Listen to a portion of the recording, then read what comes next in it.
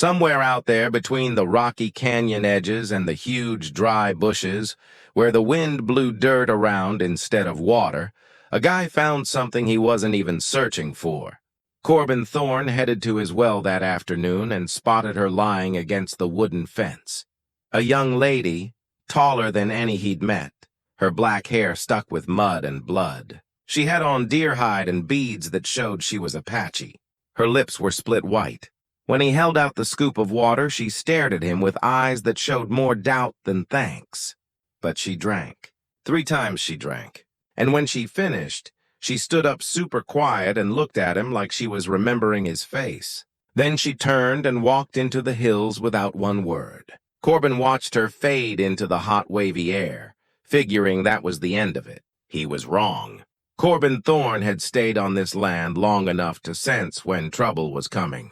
The ranch was in a flat valley where the grass was short, and the closest neighbor was 2 days' ride south. He'd picked being alone on purpose. No questions, no problems, just cows, a few horses, and the type of quiet that let a guy forget what he'd left behind. He wasn't running from anything specific, just the chatter of folks who thought they knew more than they did. That evening, after the Apache girl had gone into the hills, Corbin went about his chores the same as usual. He fed the horses, looked at the fence line where the wood had started to rot, fixed a gate hinge that had been squeaking for weeks. But his thoughts kept going back to her. The way she'd looked at him, not scared, not thankful either, just noticing, like she'd been checking him out and decided something he didn't know about. He told himself it didn't matter. People pass through this area all the time. Gold hunters, wanderers, natives going to or from trading spots further west. She'd gotten lost, gotten hurt, and now she was gone. That was that. But that night, lying on the narrow bed in his cabin, Corbin couldn't shake the feeling that the air had changed. The horses were jumpy. He could hear them moving in the pen, their feet scraping dirt. Once the bay gelding let out a sharp whinny that cut through the dark. Corbin sat up listening. Nothing followed, just the wind pushing against the walls and the far-off sound of something hunting in the hills. He lay back down, staring at the rough beams of the ceiling. Tomorrow he'd ride out to the north pasture and check on the herd. Tomorrow everything would go back to normal. He was still telling himself that when the sun rose. Corbin stepped outside at first light, pulling his suspenders over his shoulders and squinting against the bright light. The sky was clear, pale blue fading into white at the edges. The valley stretched out in front of him, scrub grass and rock shapes dotting the landscape. And then he saw them. At first he thought his eyes were tricking him. Shadows on the ridgeline, but shadows didn't move like that. Shadows didn't sit on horseback in perfect stillness. Watching, he counted 10, then 20, then stopped counting. They lined the ridge to the north, the hillside to the east, the slope that ran down to the dry creek bed on the west. Everywhere he looked, there were more Apache warriors on horseback, spears and rifles visible even from this distance. They weren't advancing. They weren't making noise. They were just there, surrounding his ranch like a noose pulled tight. Corbin's hand moved instinctively toward the rifle, leaning against the door frame, but he stopped himself. What good would one rifle do against an army? He stepped into the yard, boots crunching on the hard-packed dirt. The horses in the corral were pressed against the far fence, heads high, nostrils flared. They could smell it too. Danger. Corbin scanned the ridgeline again, trying to understand what he was seeing. This wasn't a raid. Raiders moved fast, struck hard, and disappeared. This was something else. This was deliberate. This was a message. But what message? His throat tightened. He thought about the girl, the water, the way she'd looked at him before she left. And then, as if summoned by the thought, movement caught his eye. A single rider broke from the group on the northern ridge and began descending the slope. Slow, controlled. The horse picked its way down the rocky incline with the kind of precision that came from a rider who'd been born in the saddle. Corbin didn't move, didn't reach for the rifle, didn't run. He just stood there in the middle of his yard, watching the rider approach, wondering if this was the day he'd finally run out of luck. The rider stopped 50 ft away. A man older. his face lined with years of sun and wind and something harder: command. He wore no war paint, but he didn't need it. Authority radiated from him like heat from stone. Behind him, more riders appeared, dozens of them flanking, watching. Corbin swallowed hard. The silence stretched out thick and suffocating. And then the old warrior raised one hand. Not in greeting, not in threat, just raised it, held it there, waiting for something Corbin couldn't name. His heart hammered against his ribs. Whatever was about to happen, it had already been decided long before he woke up this morning. The question was, had he just saved his own life yesterday or signed his death warrant? The hand stayed raised. Corbin's pulse hammered in his ears. He'd heard stories about Apache warriors, how they could strip a man down to bone in minutes, how they fought with a ferocity that made grown soldiers weep. He'd always figured those stories were exaggerations. Now standing in his own yard with an army watching him from every direction, he wasn't so sure. The old warrior lowered his hand slowly. Then he dismounted. His movements were deliberate, almost ceremonial. He walked forward 10 paces and stopped waiting. Corbin forced himself to breathe. This was a test, had to be. If they wanted him dead, he'd already be dead. They'd had all night to burn him out or put an arrow through his window. Instead, they'd waited for sunrise, waited for him to see them. That meant something. He stepped forward, matching the distance, 10 paces. Then he stopped too. They stood facing each other across 50 feet of dusty ground. The warrior's face was weathered like old leather, his eyes black and unreadable. Gray streaked his long hair. He carried no weapon in his hands, but a knife hung at his belt and a rifle was strapped to his horse. Corbin kept his hands visible at his sides, non-threatening. He didn't speak, didn't know what to say even if he tried. The language barrier was absolute. For a long moment, nothing happened. The warriors on the ridges remained still as stone. The horses shifted weight. A hawk circled overhead, oblivious to the tension below. Then the old warrior raised his hand again, but this time he pointed. Not at Corbin, at the well. Corbin's stomach dropped. The well, the water, the girl. The warrior lowered his hand and made a gesture, pouring water, drinking. The meaning was clear. Corbin nodded slowly. Yes, he'd given water to someone. The girl. Yesterday. The warrior's expression didn't change, but something shifted in his posture. He turned his head slightly and called out something in his own language. Sharp, commanding movement rippled through the warriors. They parted on the eastern ridge, creating a gap, and through that gap, a single rider appeared. Corbin's breath caught. It was her, the girl from yesterday, but she looked different now. Her hair was braided and decorated with beads. She wore clean deerskin and a necklace of turquoise and silver. She sat straight-backed on a painted horse, and even from this distance, her height was striking. She had to be close to 6 feet tall, maybe more. No wonder the title said giant. She stood out even among the warriors. She rode down the slope with the same controlled grace as the old warrior. When she reached the valley floor, she didn't stop at a distance like he had. She rode straight to him, stopped 10 feet away, close enough that Corbin could see her face clearly. She looked at him with the same measuring gaze as before. Then she spoke. Her English was halting but clear. You give water.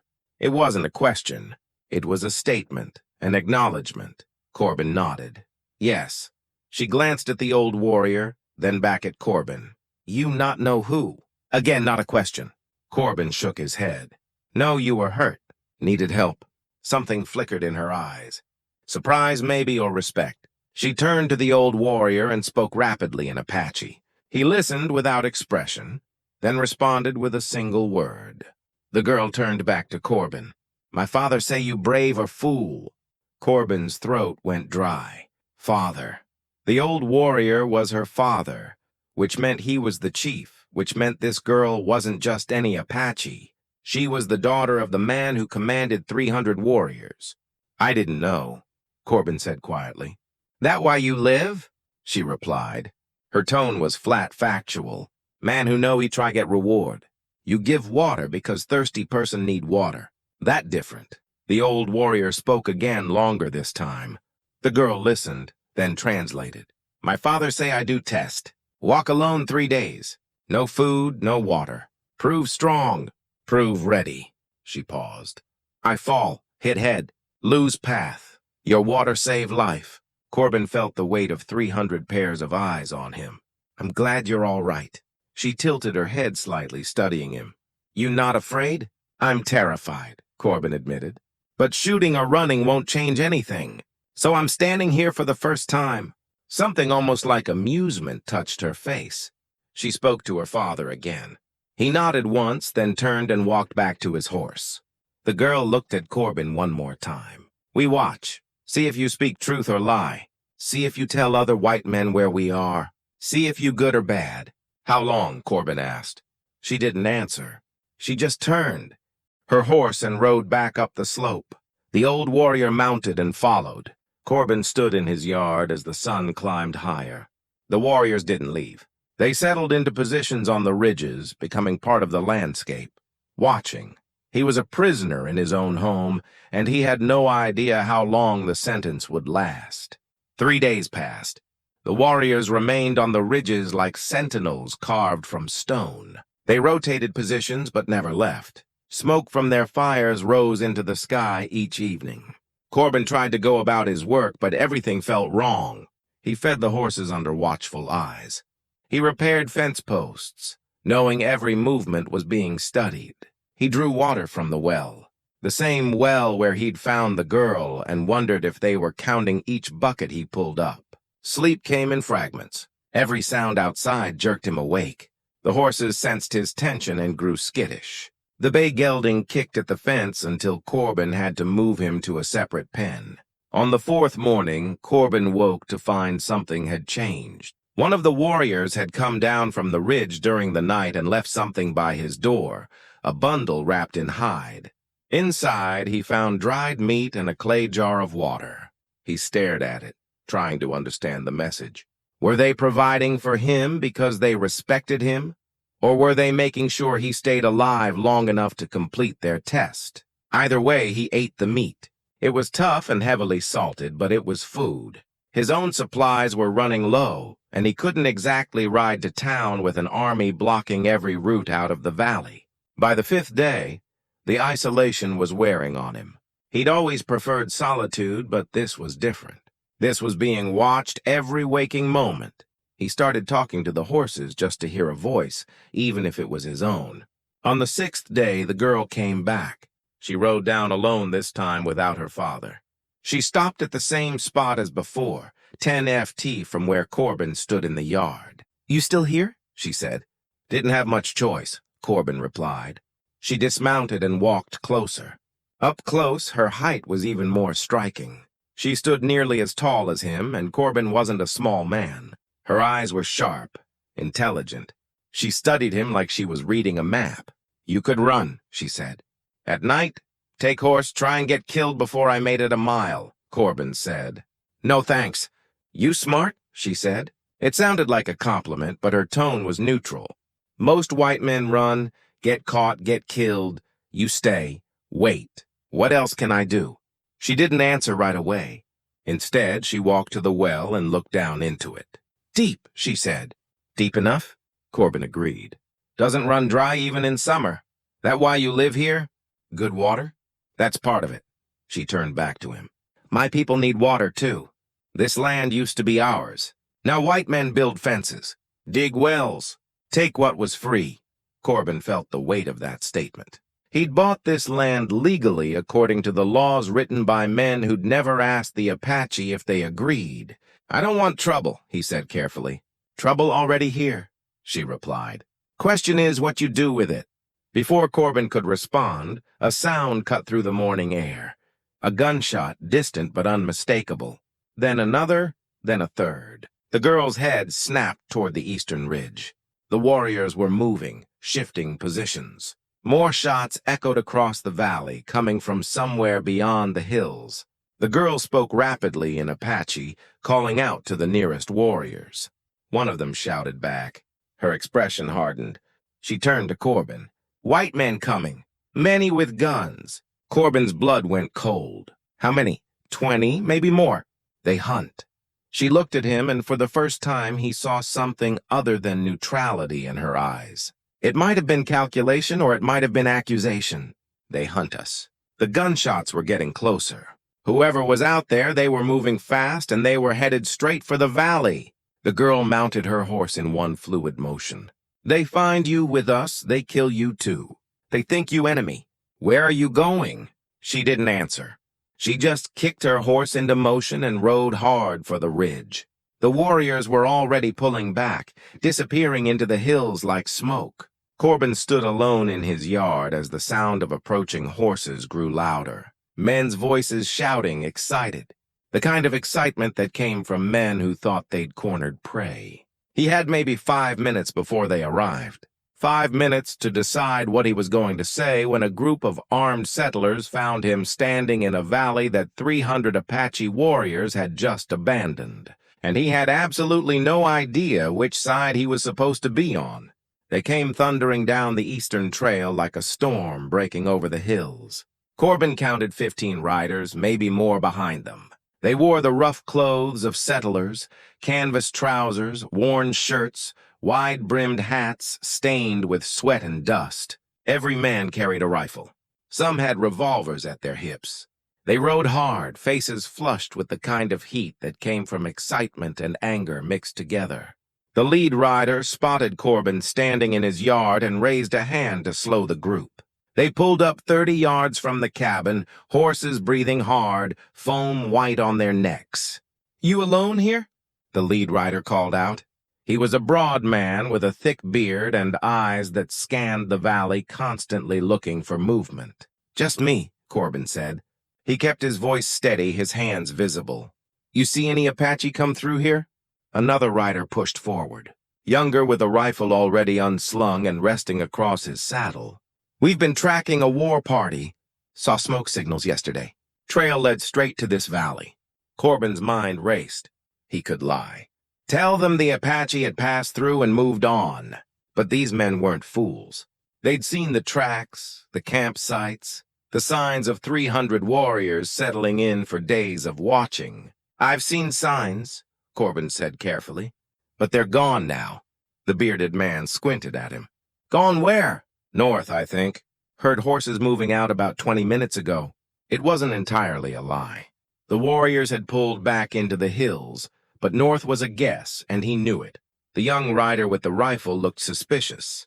"You got a lot of nerve living out here alone." "Apache territory." "It's my land," Corbin said. "Bought and paid for." "Apache don't care about deeds and titles," the bearded man said. He dismounted and walked closer. "You're lucky they haven't killed you already." "Maybe I'm not worth killing," Corbin replied. The man laughed, but it was a harsh sound. "We're part of a volunteer militia, been hunting a group that raided a settlement 2 weeks south, burned 3 homesteads, killed a family." He spat into the dirt. "We aim to make them pay." Corbin's stomach tightened. "You sure it was Apache?" "Tracks don't lie," the young rider said.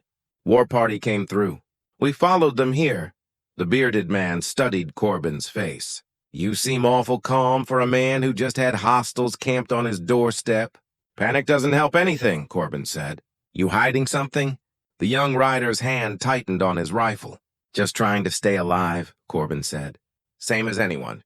The bearded man walked past him toward the cabin. "Mind if we look around? Get some water for the horses?" Corbin didn't have much choice. "Help yourself." The men dismounted and spread out. Some led horses to the water trough. Others walked the perimeter of the cabin, checking for tracks, for signs. The young rider stayed mounted, watching Corbin with open distrust. "You got supplies in there?" the bearded man asked, nodding toward the cabin. "Enough to get by. We could use some. Been riding for 3 days straight." "Pay you fair?" Corbin nodded slowly. "I'll see what I have."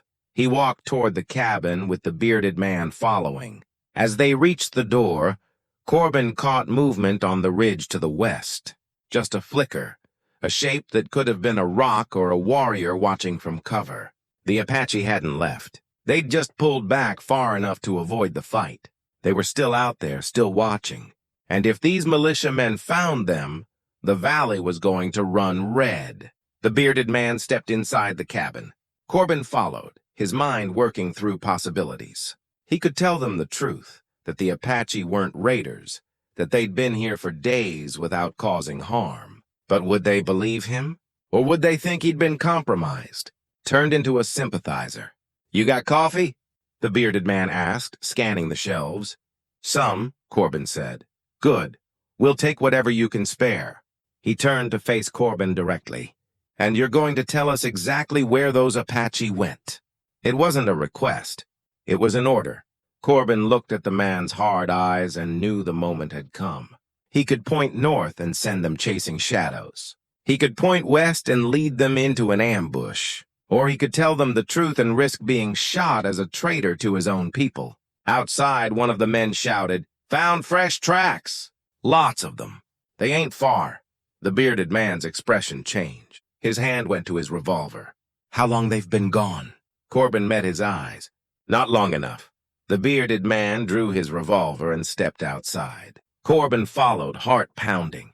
The militiamen were gathering near the eastern fence where the ground was soft enough to hold prints.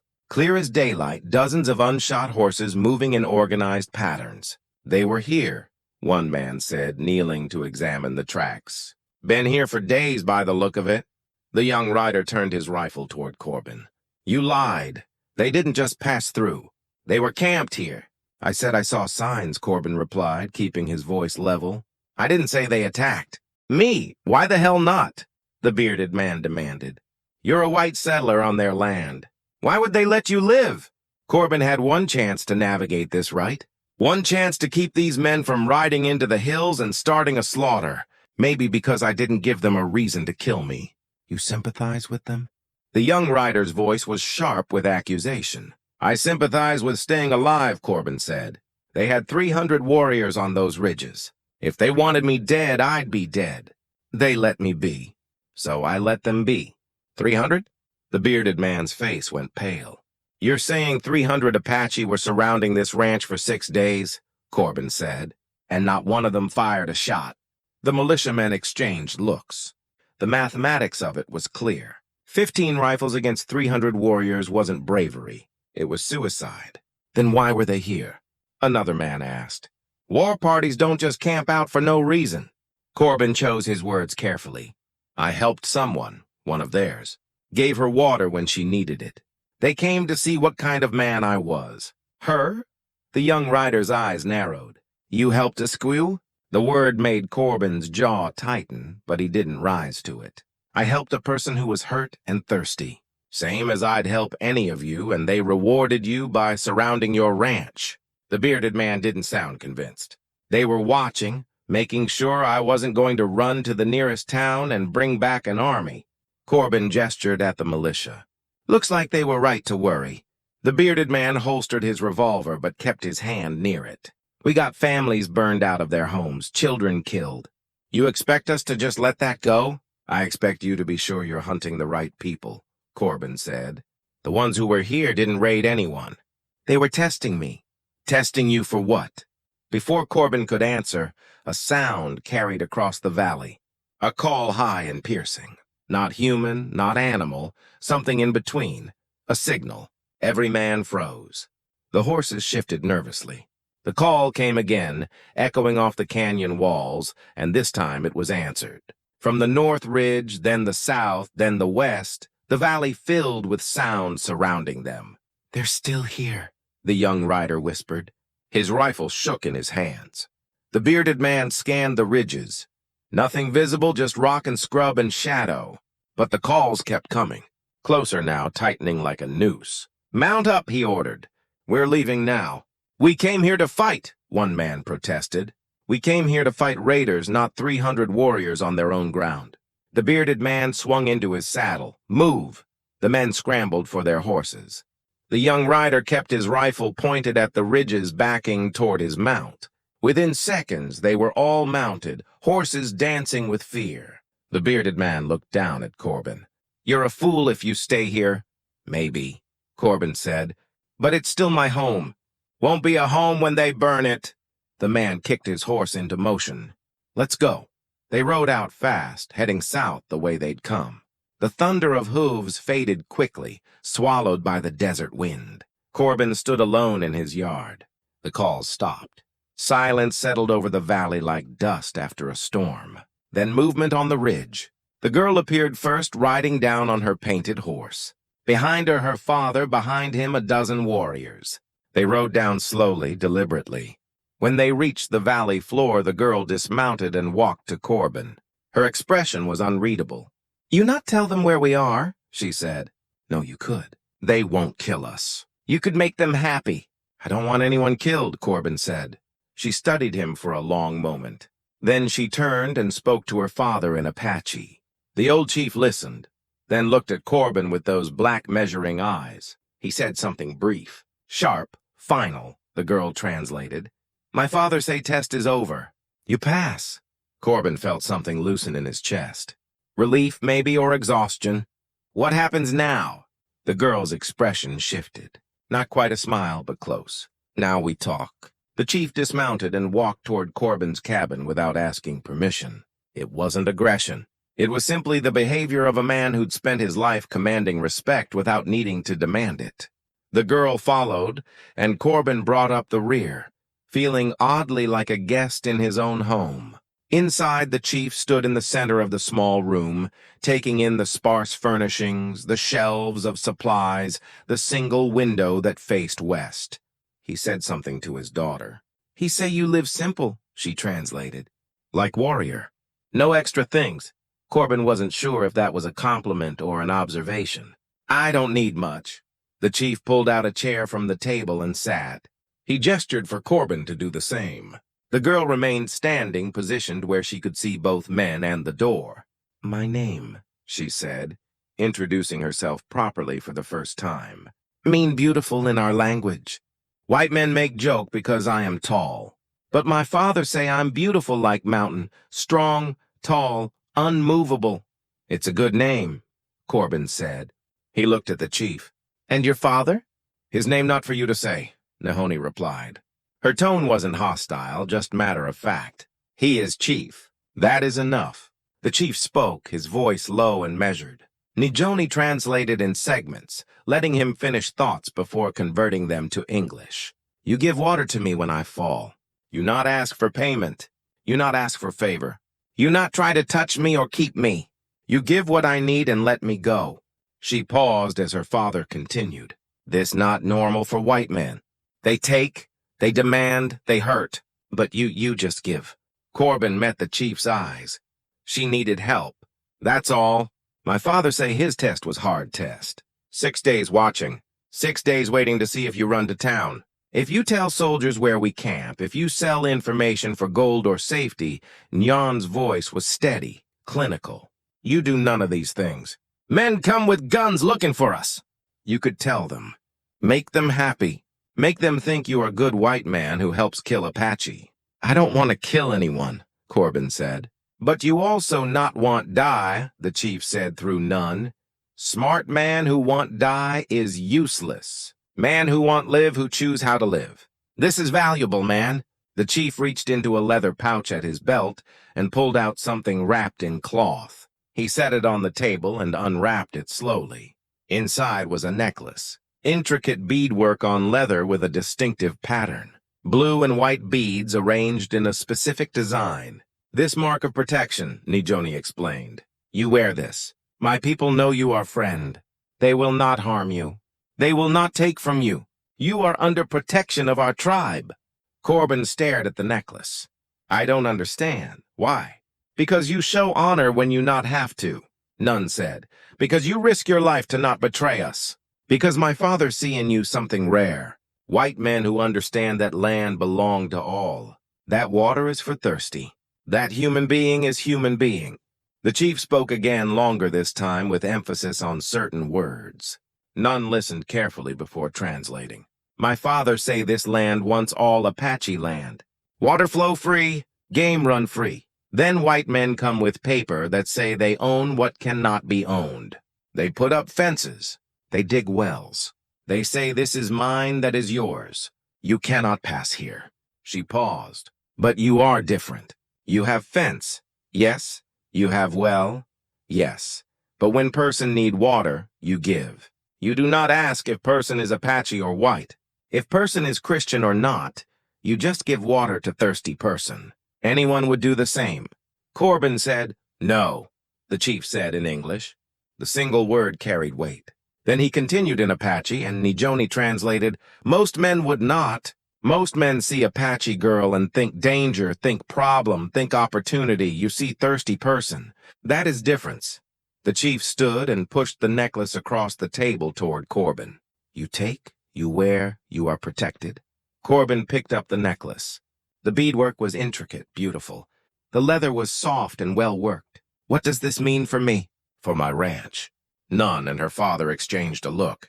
Then she spoke without waiting for translation. "It mean you can live in peace. My people will not trouble you. We will watch over your land when you are gone. If other Apache come through, we tell them you are friend." She paused, but there is more. Corbin waited. "Those white men will come back," she said. "Maybe not today, maybe not tomorrow, but they will come. They want fight Apache. They want revenge for things they think we do." Her expression hardened. "If you wear this, if they see it, they will think you are traitor. They will not understand. They will want hurt you too." The chief spoke one final time. Short, definite. "My father say, choose carefully. Protection from us mean danger from them. You cannot have both." Corbin held the necklace in his hands, feeling the weight of the choice. It wasn't just a piece of beadwork. It was a declaration, a line drawn in the dust that he'd have to stand on one side of or the other. He thought about the militiamen who'd just left, the bearded man's hard eyes, the young rider's suspicion. If they came back and found him wearing Apache symbols, they'd shoot first and ask questions later. He'd be branded a turncoat, a traitor to his own people. But what did that mean really? His own people. White settlers who'd taken land through force and called it legal. Men who hunted human beings like animals and called it justice. Were those his people just because they shared his skin color? He looked at Nijoni. She stood tall and straight, waiting for his answer with the patience of someone who'd already accepted whatever choice he made. She'd been dying of thirst, and he'd given her water. That simple, that human. And now 300 warriors would leave him in peace because of it. Or he could refuse the necklace, keep his distance, try to stay neutral in a territory where neutrality was becoming impossible. Live alone, trust no one, and hope both sides left him alone. That had been his plan when he came here. Isolation, peace through distance. But the world had found him anyway, forced him to choose. Corbin put the necklace over his head. The beadwork settled against his chest, cool against his skin. "I choose to live with honor," he said. "Same as I've been trying to do all along." The chief's expression didn't change, but something shifted in his posture. Respect, maybe, or acknowledgement. He stood and placed one hand briefly on Corbin's shoulder, a gesture that needed no translation. Nijoni spoke to her father in Apache. He nodded and replied. She turned back to Corbin. "My father say you are brave or stupid. Maybe both." This time she almost smiled.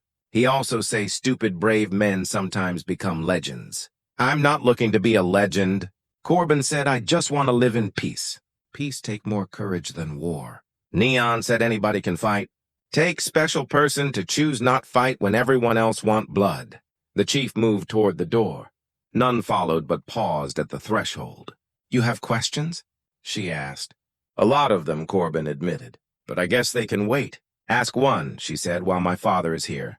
While words still mean something before world get complicated again." Corbin thought for a moment. "That test you were doing the 3 days alone with no food or water. Did you pass?" Nyan's expression was unreadable. "I survive. That is pass. But not the way I plan. I fall. I need help. Some say that mean I fail." "And what do you say?" "I say I learn more falling than I would staying strong." She glanced at her father. "Sometimes lesson come from place you not expect. Sometimes strength is knowing when to accept help." The chief spoke from outside. A call, not harsh but commanding. None stepped through the door. "My people leave now. We go north to summer grounds. White men make it hard to stay anywhere long. Always pushing, always taking." "Will you come back?"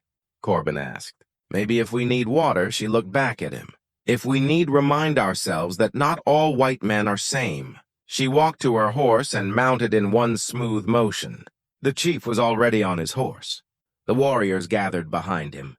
They were pulling back, leaving the valley. The siege was ending. The test was over. Corbin stood in his doorway and watched them ride out. None looked back once, raised her hand in a gesture that might have been farewell or acknowledgement. Then they were gone, disappearing into the hills like shadows at sunset. The valley fell silent, the kind of silence that felt wrong after days of being watched. Corbin touched the necklace at his chest.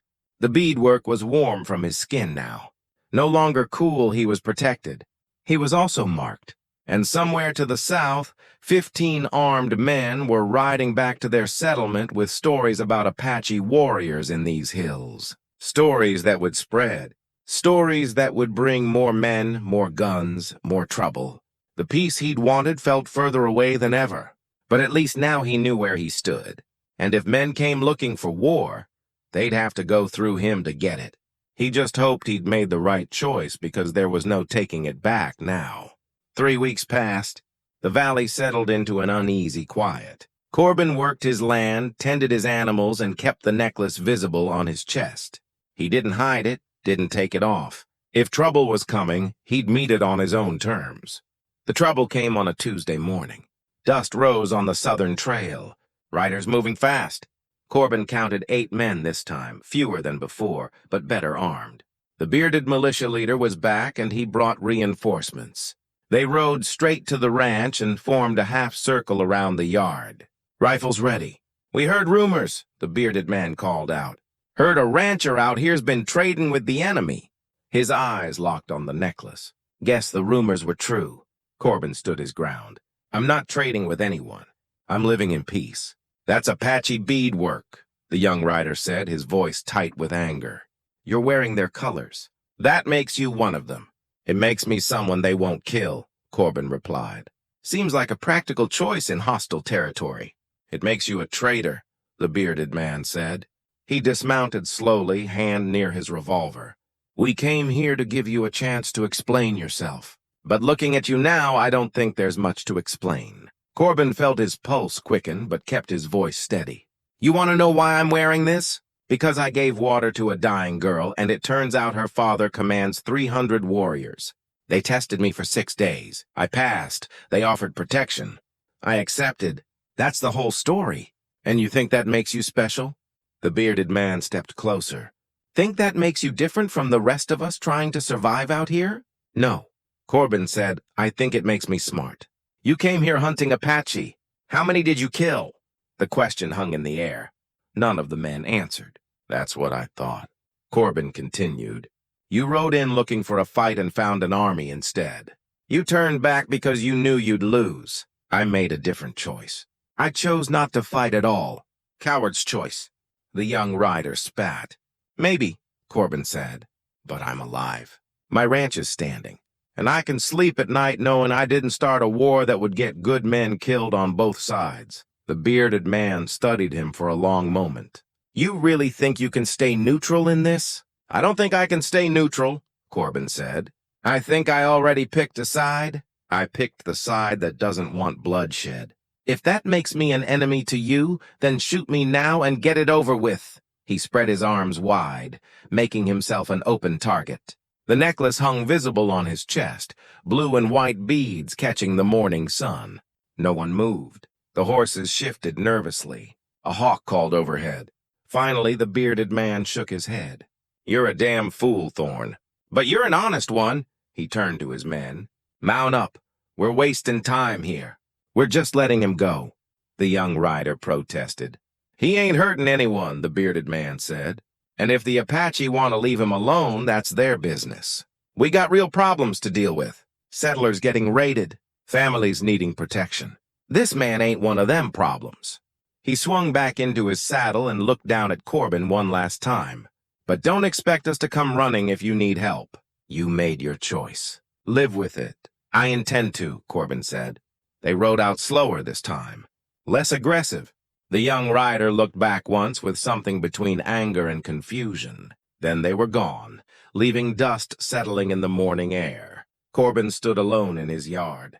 The valley was empty again. No warriors on the ridges, no militia on the trails, just him, his ranch, and the choice he'd made. He walked to the well and drew up a bucket of water, cold, clear, untouched by the heat of the day. He poured it into the trough for the horses, watching it splash and settle.